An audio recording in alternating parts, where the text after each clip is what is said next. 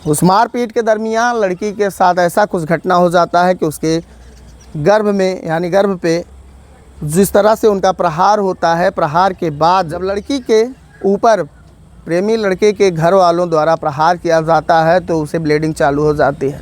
वह उसी अवस्था में फिर से थाने पहुंच जाती है और जब थाने पहुंचती है तो थाने के लोग उसे कुछ दूर के एक अस्पताल में एडमिट करवाते हैं और जब पैसा देने की बात आती है तो वही पुलिस उस बच्ची को उस अस्पताल में छोड़ के भाग जाते हैं। लेकिन जब लड़की की माँ को ये सब बातें पता चलती है कि पुलिस हमारे बेटी को छोड़ के भाग गए हैं, पैसे की कोई उम्मीद नहीं है, वह बेहद गरीब परिवार पैसे को अरेंज करने में समय लगा देता है और किसी भी तरह से करके उस परिवार के द्वारा पैसा हॉस्पिटल के लोगों को दे दिया जाता है।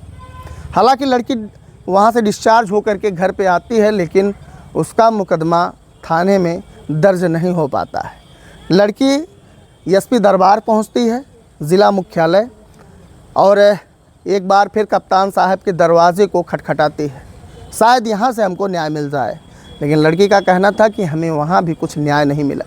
हालांकि आप सोच सकते हैं कि समाज में एक बिटिया किसी के बहकावे में पड़कर, प्रेम जाल में पड़ कर के इस तरह से बर्बाद हो जाती है। हालांकि जो प्रेमी लड़का था, अगर उसे प्रेम था तो चलिए ठीक है, अगर प्रेम नहीं था तो उस लड़की को बहका कर फुसला कर मुंबई लेके जाता है और 15 से 20 दिन उसके साथ संबंध बनाता है। उसी दरमियान एक वीडियो बना लेता है और वही वीडियो का फ़ायदा उठाते हैं उस लड़के के 3 दोस्त, यानी उसके साथ में एक इस तरह से कह सकते हैं कि दुष्कर्म होता है, सामूहिक दुष्कर्म, जो एक समूह बनाकर उस प्रेमी लड़के के दोस्तों द्वारा किया जाता है।